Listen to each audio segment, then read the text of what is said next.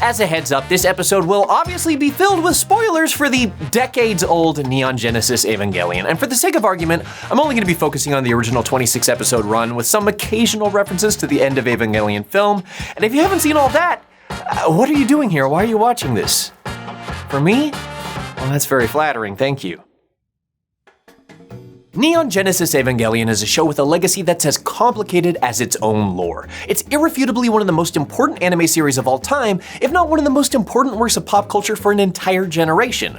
But it's also one of the most single, difficult to explain series in existence. Even if someone's seen the whole series, you may still risk giving them a migraine when explaining the convoluted layers of backstory. Your Atoms and Liliths, the numerous shadow organizations with shadowy intentions, and all the various impacts. The show is a profoundly complex mix of Christian imagery, Jewish mysticism, post-war atomic paranoia, and your standard fare Japanese giant battling robot puberty allegory. It's a lot to pack into a meager 26 episodes.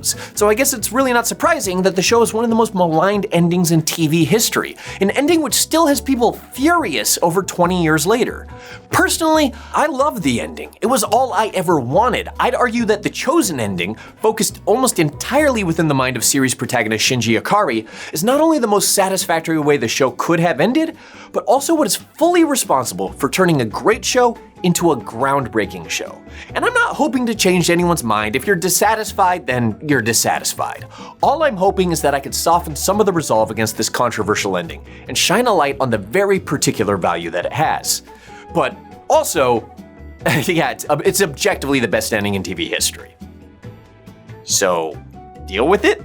It's important to acknowledge exactly why it is that people hate Neon Genesis Evangelion's ending so much.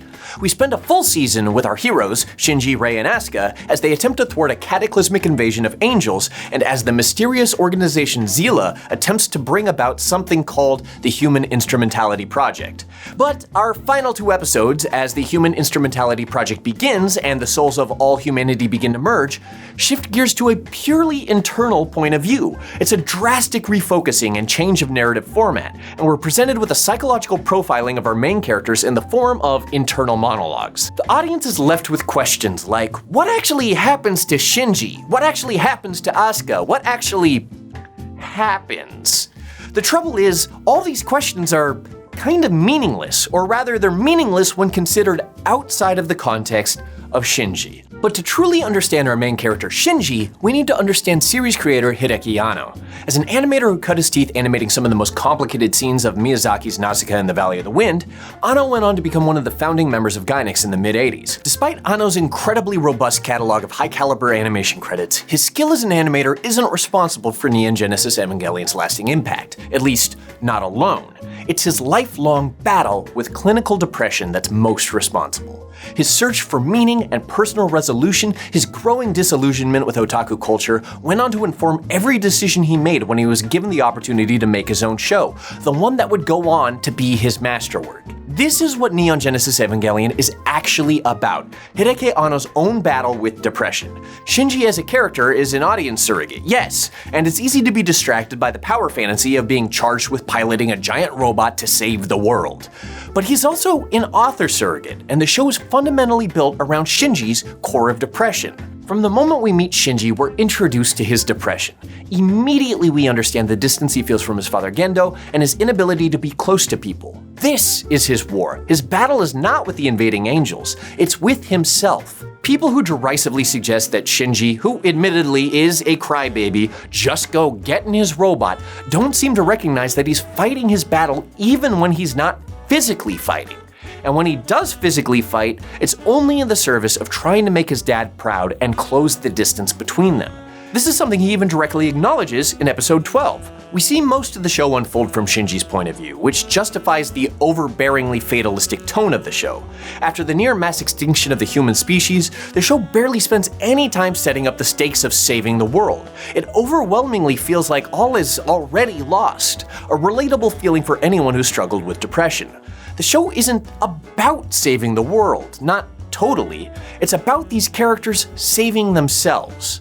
A good show will tell you what it's about, and time again, Evangelion does exactly this. Every single element of the show points back toward the very same end. Shinji wanting to be close to his distant father, Shinji wanting to feel the closeness of his dead mother, Rei's inability to relate to other people, Asuka's desperation to feel valid and wanted, Gendo wanting to be with Yui again, Misato expressing her sexuality to feel close to anyone, Adam and Lilith attempting to rejoin, the very goal of the Human Instrumentality Project, bringing everyone together with no boundaries.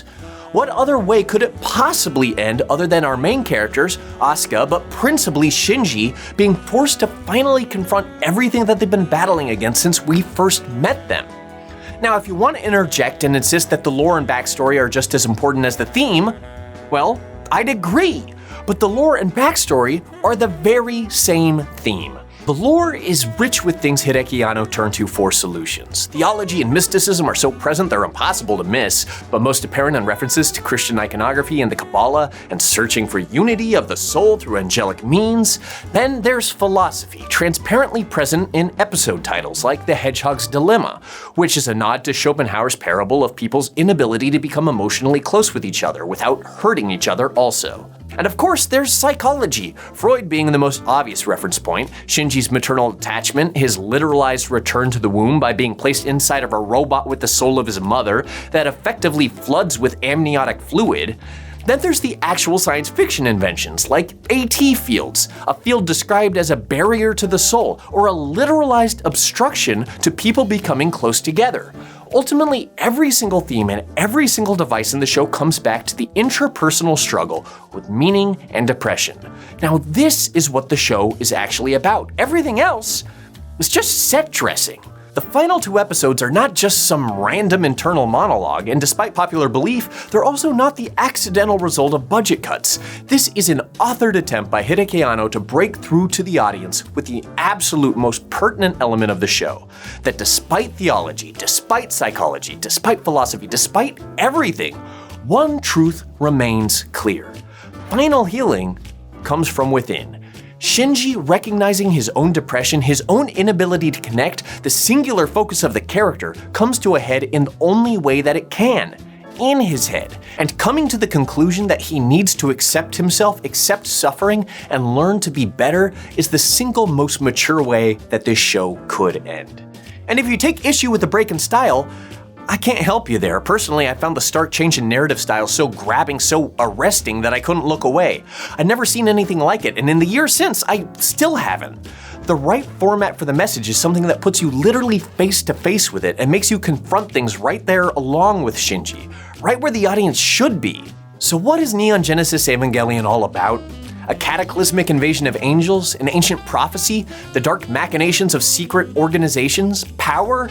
No, these are all externalizations, good ones, that are representations of the complexities and pain of living in a world where you feel cut off from everyone. It's a physical reflection of Shinji's own apocalyptic emotional turmoil. In the final episode, his victory over that is not frivolous or silly or disappointing. It's optimistic, it's beautiful. Frankly, it's worthy of applause. So are you wrong to want full closure to the lore of the series? No, absolutely not. It's great that you're interested in it. It's extremely well done. But it is also just decorative elements around an extremely personal story, and a story well told. I've heard complaints dismissing the ending as pseudo-intellectual, but this is a complaint that I find to be completely dishonest, especially if it's from a person who wants closure on the reference-heavy lore of the show. Neon Genesis Evangelion is an amazing series, but it's never claiming to be a definitive text on religion or philosophy, morality, psychology, or depression. But what it is a highly personal story that treats its characters' emotions with the dignity that they deserve, and in doing so, changed the face of anime forever. In Japan, but also the rest of the world, depression's deeply stigmatized still. Confronting it head-on like this is brave, it's inspiring for a series. And let's say that you're not satisfied and that you do need total closure regarding the Angels, Nerve, and Zila, well, there's always the End of Evangelion movie, which is a whole other can of worms to unpack.